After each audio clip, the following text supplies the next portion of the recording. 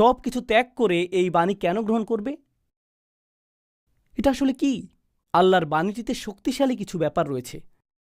আল্লাহর বাণীতে অতি প্রাকৃতিক অলৌকিক কিছু ব্যাপার রয়েছে।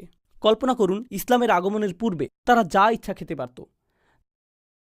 তারা যা খুশি তা করতে পারত, তারা যাকে ইচ্ছা হত্যা করতে পারত, তারা যেভাবে ইচ্ছা সেভাবে ব্যবহার করত, তারা যা ইচ্ছা তাই বলতে পারত।